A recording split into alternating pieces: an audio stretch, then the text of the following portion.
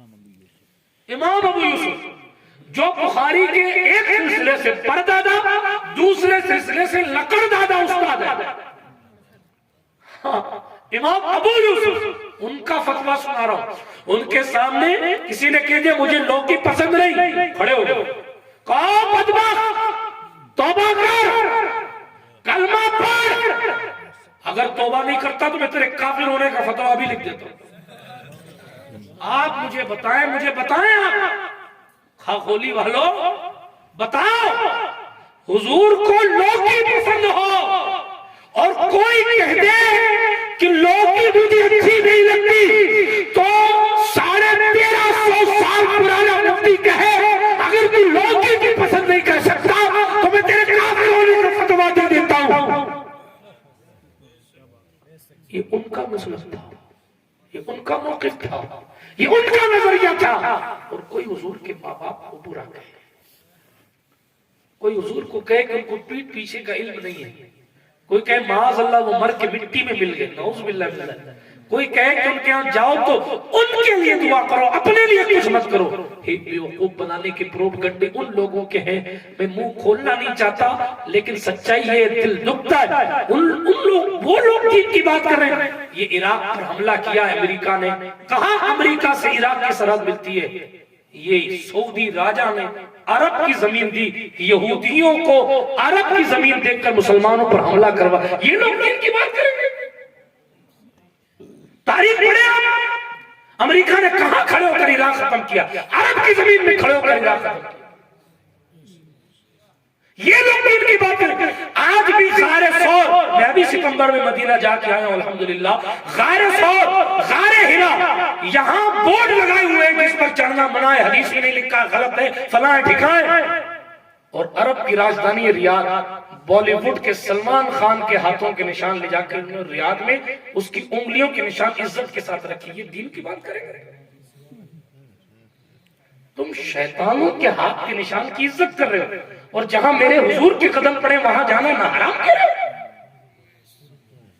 پوری دنیا جانتی ہے اسرائیل مسلمان کا دشمن ہے. سن لیجیے, آج سن رہے ہیں, پوری دنیا جانتی ہے کہ اسرائیل مسلمان کا دشمن ہے. فلسطین کے بچوں کو دیکھیں آپ, غزہ کی سکتی ہوئی آہوں کو دیکھیں, معصوم صفت بچوں کی نکلی ہوئی آنکھوں کو دیکھیں, ان کی باتیں سنے, بھاشا سمجھ آئے نہ سمجھ آئے, کلیجہ دل کو آتا ہے.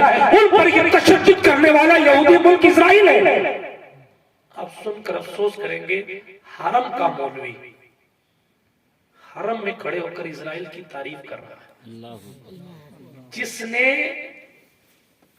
پورے مسلمانوں کو, فلسطین کے مظلوم مسلمانوں پر ظلم و تشدد ڈھائے, ان لوگوں کی تعریف. انٹرنیٹ پہ جائیے دیکھیے, حرم میں کھڑے ہو کر حرم کا امام تعریف کر رہا ہے اسرائیل کی. جس ملک نے حضور کی گستاخی کی اور حضور علیہ السلام کا خاکہ بنایا, جس کے کارٹونسٹ نے اس کے پردھان منتری سے ترکی کے راشٹرپتی نے ہاتھ نہیں ملایا, بائیکاٹ کرتے ہوئے کہ تیرے ملک کے لوگوں نے ایسا کیا اس لیے ہم تجھ سے ہاتھ نہیں ملاتے. اور یہ جو عرب کنٹری کے شہنشاہ لوگ ہیں جا کے اس کو تحفے تحائف پیش کر رہے ہیں. یہ دین کی بات کریں گے؟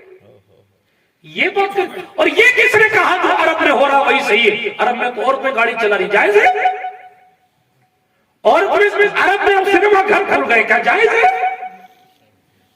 حضور نے یہ کبھی نہیں کہا, سن لیجیے جملہ, حضور نے یہ کبھی نہیں کہا جو عرب میں ہو رہا ہو وہ کرنا.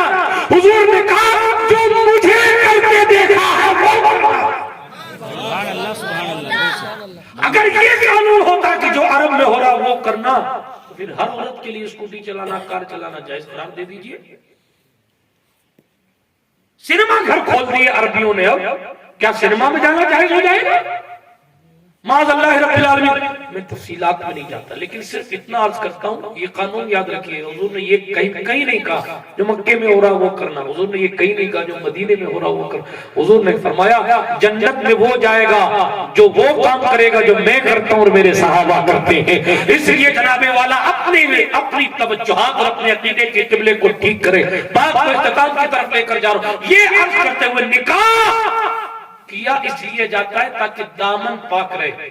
اگر نکاح سے پہلے بھی غیر محرموں سے بات ہوتی ہے اور نکاح کے بعد بھی کسی اور کی بہن بیٹی سے میرا جوان بات کرتا ہے یا میری اسلامی رشتے کی ماں بہن شادی کے بعد کسی غیر سے بات کرتی ہے تو پھر آپ نے نکاح کا بیسک مقصد تو ختم کر دیا.